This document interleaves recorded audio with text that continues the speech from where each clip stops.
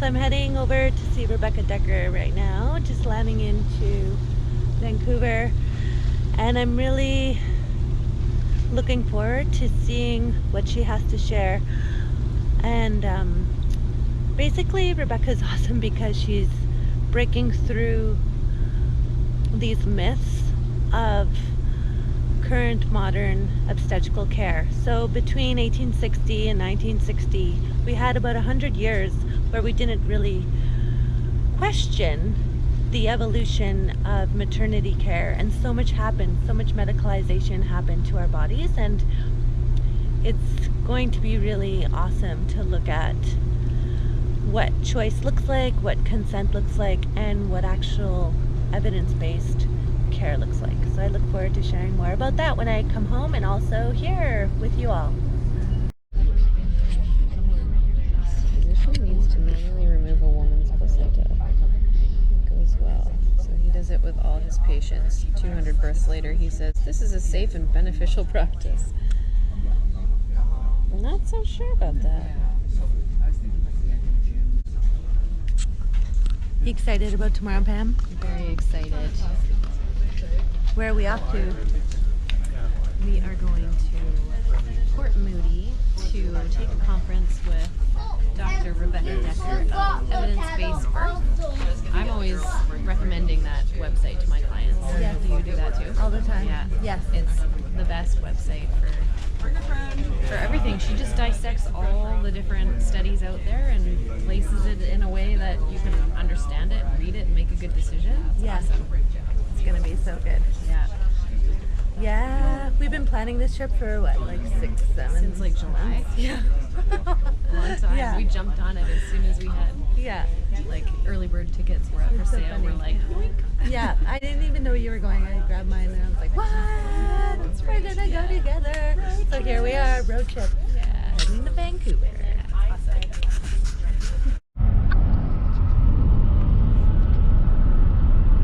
Oh man, we're in the big city. Here we go. Oh man.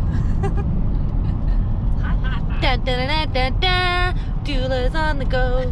Doula's on the go, go, go. Here we go. We're going to the big city. We're gonna go have some fun, and we're gonna go learn, learn, learn. Here we go, go, go, go, go, go, go, go, go, go.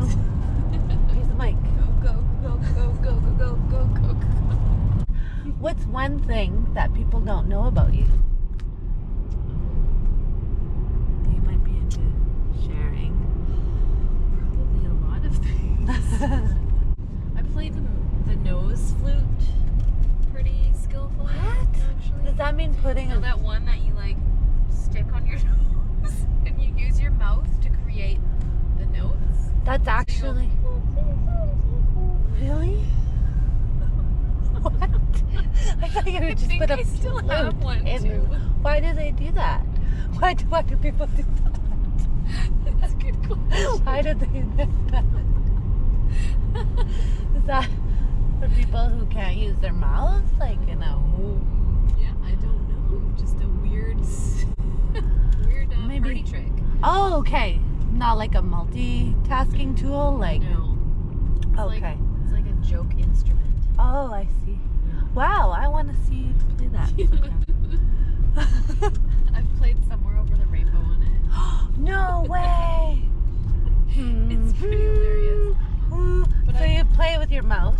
You blow through your nose, but the shape of your mouth creates the notes.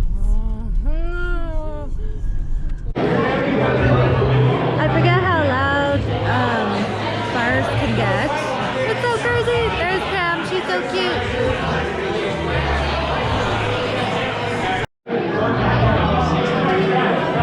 What do you got there, Pam? What is going on? Myself. Food drunk. Indian food drunk. Well, I gotta tell people about this. I'm gonna give a review to Lazez's Grill. Lazez's Grill. Go there if you're ever in Port Moody. It's so good. And so filling. And really good prices. Really good deal. And it's really it's really good. So it was so good that I drank the chutney. Did we say that? We did. Okay. So good that I drank the chutney at the end out of the cup, and I felt like I was doing something bad. Like I wanted to go like, oh, like it out. Down the hatch.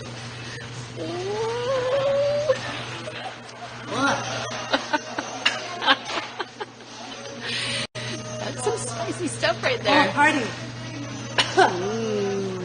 And then I realized the waitress was coming back. And then I was like, ooh, that's too rude.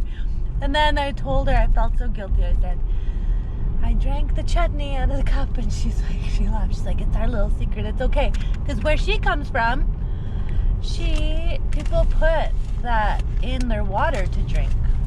Yeah, where she's from in Punjab, they water their water down. So I thought that was good. She said it's healthy for you. So I think, yeah. Anyways, we watched so much Bollywood too. And what did we realize? That we need Bollywood in Cumberland. And we need Bollywood at birth. Yeah. Because Bollywood births. it would change everything. Absolutely everything. Those hips moving. Get the hips moving. And it could be good for breastfeeding, do you think? Or would it be too much? Maybe a little too too much of the milkshake. Oh. Well, Liz's Grill. Go there. If you're in Port Moody. Okay. I'm so grateful for so many things right now. Yeah. Super grateful. What are you grateful for today, Pam? My warm jacket, because it's cold in this room. Woohoo! We're at the Mill Bay Boathouse, and Rebecca Dekker is just going to get started with her presentation. And it's going to be an awesome day. There she is. She's so sweet. Colonialism and classism. And unearned privileges allow people of the quote normal groups to ignore the presence of the isms, or ignore the fact that that ism is even happening. There's been a lot of research that there are several groups leading the way, and this is in your notes, but I think it's important for Canadian birth workers to support and follow the work of the BC Association of Aboriginal Friendship Centers. They have a Doulas for Aboriginal Families grant program, and the Fraser Region Aboriginal Friendship Center Association provides trainings on cultural safety and awareness, and they're focused on growing the number of Indigenous birth workers. Do we have anyone here for those? There's some really great information that you can get at the National Collaborating Center for Aboriginal Health about racism in healthcare. And so I learned a lot from reading a lot of their materials. In the US, of course, a lot of the research is focused on the Black and Latina experiences. We know Indigenous women in the US are also dying at higher rates. I found it really fascinating that when I tried to look for research on racism in Canada, there is almost nothing. The researchers are not studying this. There is info about the lived experience of racism in Canada for Indigenous and First Nations people. They talk about the stereotyping and stigmatization, violence against Indigenous and Aboriginal women, and structural racism. And there's a lot of common themes there that we can also say in the US. But when I tried to find, well, how is this lived experience affecting the care that they receive in the maternity care system, I found basically nothing. We do know a little bit that there's maybe some higher rates of newborn deaths, but it's like just not even being, that isn't even being studied. So I couldn't find numbers. The only numbers I could find were from 10 years ago in Quebec. Quebec is the only province where there was any data on birth outcomes. And even then they were only looking at infant outcomes. They didn't look at maternal outcomes. So in the US, there's been a lot more attention paid to maternal mortality, maternal morbidity, and in Canada I could not find anything about racialized groups and what they're experiencing. Evidence-based medicine is the conscientious, explicit, and judicious use of current best evidence in making decisions about the care of individual patients. The practice of evidence-based medicine means integrating individual clinical expertise with the best available external clinical evidence from systematic research. So So I just wanted to kind of share with you, like you can see, when these were the same midwives giving, attending births at home and in the hospital. And you can see the rates of intervention were significantly lower at home with a planned home birth with the same midwife. Unfortunately, there has not been a maternity survey in Canada for 10 years. I looked and looked, I could not find statistics on other interventions. This was the maternity survey, What Mothers Say, published in 2009. You can see 10 years ago, almost everybody was giving birth on their back. I don't know if that's changed. Maybe you're seeing changes, but we don't have statistics on it. Induction rates were much higher than what you saw, which makes me wonder if induction is underreported, because this is what mothers are saying they experience. Yeah. Hey, Daniel. Hello. Hi. So, nice to meet you. Yeah, you too. Came all the way from Kentucky with Rebecca today. Yes, to beautiful Vancouver. We're loving it here in British Columbia. That's awesome. And so, as a partner and a dad, what would you say some things that would be good for dads to think about? What would be like some suggestions that you could give to dads expecting a baby? Yes. First, I think it's important for dads to get educated as well, any partners to get educated. So along with your wife or your birthing partner, it's important to also learn information, so when you're at the hospital or wherever you're giving birth, you also understand what's going on and can help out with decisions. I think it's important for you as a partner to know what your spouse wants, what the birthing person wants in their birth, so you know what their goals are, their hopes are, preferences for their birth, so that you can help support them and help them get those things. I think from my own personal experience, I'm not great, and a lot of guys aren't great at asking for help for things. So during our first birth, I kind of shut down the idea of a doula, just thinking like, no, we're fine, we don't need help. But in hindsight and with our later births, we did have doulas and found them very helpful. So I definitely recommend getting all the help you can, ask questions, ask people who've already had births, that sort of thing, to get advice. How did you get over that, that challenge of asking for help? Yeah. Is it an ego thing? I'd say it's an ongoing challenge. Asking for help's really hard for everybody. Sure, yeah. But obviously going through one birth and seeing how it could be better. And then, of course, having that validated in our later births when we had a doula and a midwife. And we got that support during labor. I could see a big difference in how those births went. So awesome. Yeah, I guess that's mainly my advice. What was something that helped you feel more free as a dad? What helped you feel more free as a parent and free as a partner? I know freedom looks like different things for everybody, but like what helped you feel kind of sovereign and autonomous in your power? You know what? We did a Hypnobabies class for our later births, and a lot of that involves the partner helping out and being like a critical role in birth. And so that definitely helped me feel like I knew what I was doing. I knew I could contribute, and I can even like help give suggestions or like provide actual support for my wife. And I think that was a big difference from our earlier births. What I finally remembered, I was going to say earlier too, a big thing a partner does, and one of the biggest ones, is help like think ahead during labor. So if your wife is having a contraction, during that contraction or birthing wave, thinking what's she gonna need next? So once this is done and we have this brief window of time, what can I do to help her next? Is she gonna need a drink? Does she need to go to the bathroom? Does she need to eat something? Is she gonna wanna switch positions or move somewhere else? That's can be something a partner can help do, is think ahead and then make that plan so that as soon as that pressure wave is done, you can immediately take action and get that done in that short window of time before the next contraction comes. That's cool how you mentioned it as a pressure wave. Did you have a preference in the vocabulary? It's interesting learning about like how we get our perceptions of childbirth. Yeah. And you realize a lot of what you get comes from just movies you've seen and all that stuff. Yes. And of course, every movie wants to be dramatic and either funny or Uh-huh. dramatic, serious. And so births are always like very dramatic and full of lots of people yelling and screaming and things going wrong. And then you start to realize birth doesn't always have to be that way. And so, yeah, you realize there's other ways to have birth.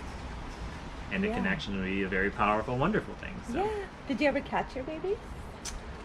No, the first one was in the hospital, so I did it. And the other two were like water births, so Yes, they kind of just right. came out and went right on mama. So That's awesome. yeah. Yeah. yeah, but I was That's there awesome. for. That's so wonderful. Well, Yeah. thanks, Daniel. You're welcome. Five.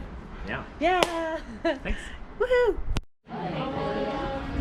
Hi, Rebecca. Hi. Thanks for taking time to Thank talk you. about all of the amazing things that you have to share. You're a really big leader in our amazing birth culture in North America and around the world. And I'm wondering if you'd like to share what inspires you to do this incredible work.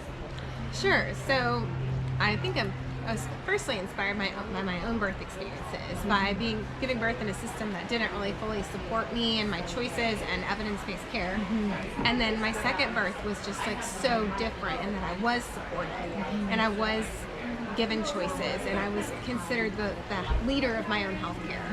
And it was so empowering as a parent that I wanted to help other people feel that same kind of power no matter what kind of birth they had. Awesome. Yeah.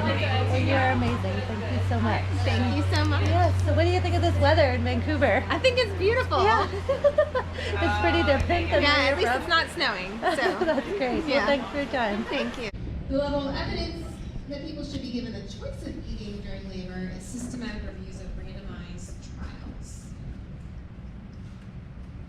NPO policies meaning not eating during active labor induction with epidurals oppose the evidence and do not take into consideration the client's values, goals, and preferences.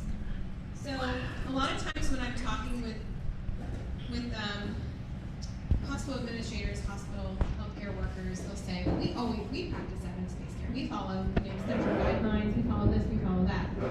And they'll say things like, we never induce before 39 weeks. We always practice evidence-based care. And I think that people tend to be blind as to what is going on in their own institution, what systematic policies are being written that across the board deny people their rights.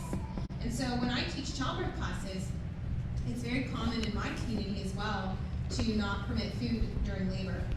They will allow clear liquids now, which is a change in the past 10 years. It used to be just ice chips. And so parents will ask me, well, what do we do? And I say, you have the human right to nourish yourself. If someone says you can't eat, I was like, you have the human right to eat, so you can do whatever you want. And sometimes I'm like, people are like, really? You tell them? And I'm like, I'm just telling them their rights. You know? I was like, if you don't want to eat, you don't have to. But if you want to, you can. Holy, what is that thing? We spotted something that we've only seen in Vancouver. We can't even keep up with it because it's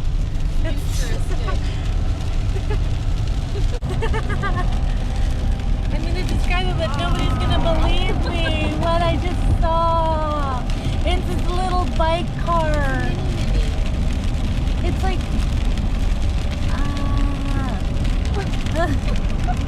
so crazy.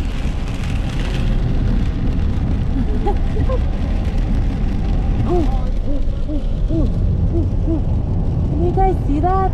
It's like this little car bike thing. Half a whole car. Half of a mini. Wow, that was amazing. We did it. We made it. We finished our trek to go see Rebecca. What's that? How's it going now? You're so mean. What? High five. You did it. We did it. Thanks for watching. Signing out. This is Serena from Birthing Freedom. Yeah, yeah, yeah.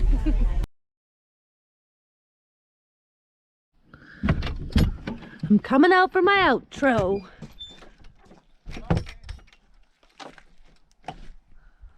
Okay. Thanks for watching, everybody. My recent adventures in Vancouver. This is my home on Forbidden Plateau. I live on the west coast of Canada, and yeah, I'm pretty pumped to be sharing more with you all. So subscribe below, check me out on Instagram at Birthing Freedom, and stay tuned for more. Ciao!